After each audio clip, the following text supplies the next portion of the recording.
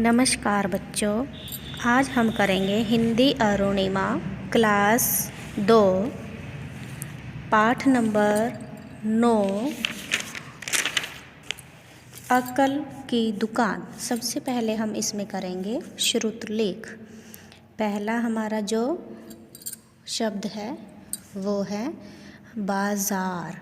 ठीक है, बा मीन्स आ की मात्रा आएगी, जा ज है, ज नहीं है तो ज के नीचे बिंदी आएगी, आर बाजार।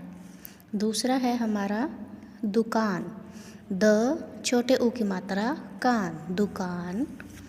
तीसरा है निर्भर, निर्भर जो भ के ऊपर है हमारी सी वाली मात्रा आएगी तो इसे हम बोलेंगे निर्भर। कंजूस, कंजूस में बड़े ऊ की मात्रा आएगी ज के नीचे और क के ऊपर आएगी बिंदी जो न की साउंड देती है, कंजूस। जोहरी, इसमें डबल ओ की मात्रा बड़े ओ की मात्रा आएगी। ठीक है, दासियाँ, रुपया। ठीक है, तो ये जो 7 हैं हमारे, ये क्या है, श्रुतलेख के शब्द। आगे है शब्दार्थ। अक्षरों वर्णों, अक्षरों का क्या मतलब होता है यहाँ पर, वर्णों। जोहरी, हीरे बेचने वाला, जो हीरे बेचता है उसे क्या कहते हैं, जोहरी। विश्वास, भरोसा, प्यार, प्रेम, कीमत, मूल्य, हुक्म, आदेश। सलाह, मशवरा, दंडित, सजा देना। आगे है प्रश्न उत्तर। पहला प्रश्न है, हर आने जाने वाला राहगीर रौनक के घर के पास से हंसकर क्यों जाता था। इसका क्या उत्तर बनेगा, क्यों जाता था वो हंसकर, क्योंकि रौनक ने घर के बाहर बड़े बड़े अक्षरों में लिखा था कि यहाँ अकल बिकती है। ठीक है, तो वो ये वाली लाइन पढ़कर जो रौनक के घर के बाहर लिखी हुई थी उसे पढ़कर सभी लोग हंसते थे। दूसरा प्रश्न है, गंपू ने रौनक से क्या पूछा। तो क्या पूछा था उसने, गंपू ने रौनक से 1 रुपये के बदले कौन सी अकल मिलेगी और कितना पूछा था। ठीक है, मतलब 1 रुपये में कौन सी अकल मिलेगी और कितनी अकल मिलेगी। ठीक है, आगे है, जौहरी की दुकान पर दासियाँ क्यों लड़ने लगी। जौहरी की दुकान पर दासियाँ अपनी अपनी रानियों के लिए हार लेने के लिए लड़ने लगी। जो दासियाँ थी वो अपनी अपनी रानियों के लिए हार लेना चाहती थी, इसलिए वो जौहरी की दुकान पर लड़ने लगी थी। चौथा प्रश्न है हमारा, 5000 के बदले में रौनक ने महाराज को क्या सलाह दी। 5000 के बदले में रौनक ने महाजन को पागल होने की सलाह दी। ठीक है, क्या बोला था उसने महाजन को कि आप पागल होने का नाटक करो। महाजन से दूसरी बार रौनक ने कितने रुपए मांगे और उसे क्या सलाह दी।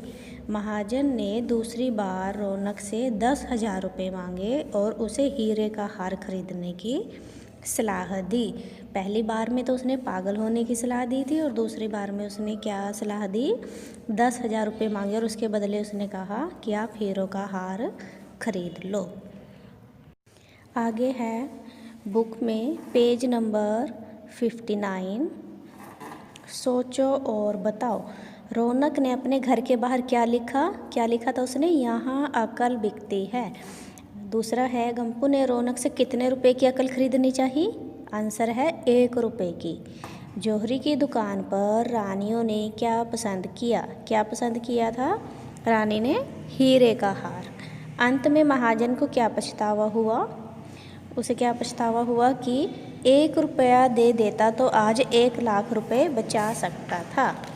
आगे देखिए, रौनक का घर कहाँ पर था। ये है हमारे प्रश्नों के सही उत्तर पर टिक का निशान लगाओ।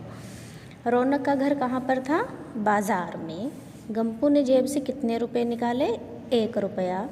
10,000 लेकर रौनक ने महाजन को क्या सलाह दी, हीरों का हार खरीद कर देने की सलाह दी।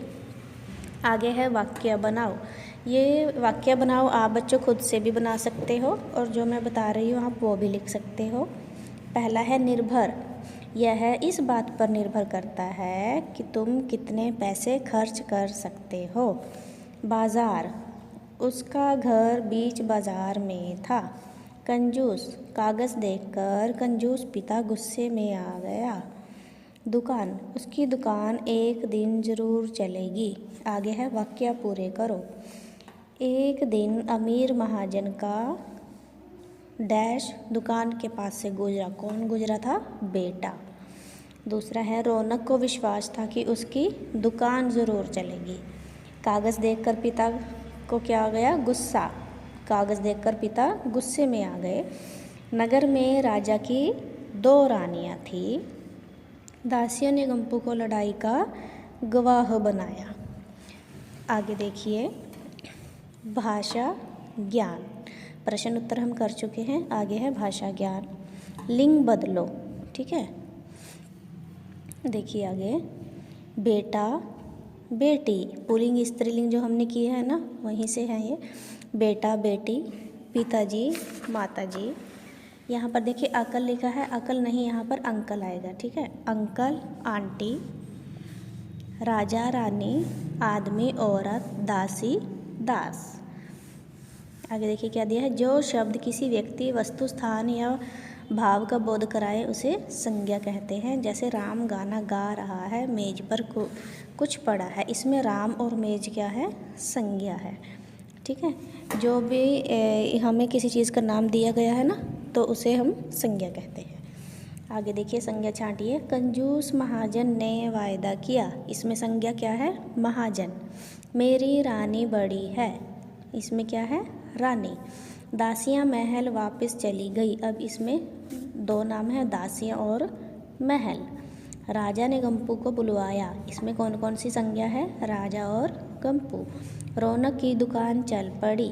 रौनक और दुकान इसमें क्या है? संज्ञा। आगे देखिए निम्नलिखित वाक्यों में उचित सर्वनाम भरो। डैश मेरा भाई है।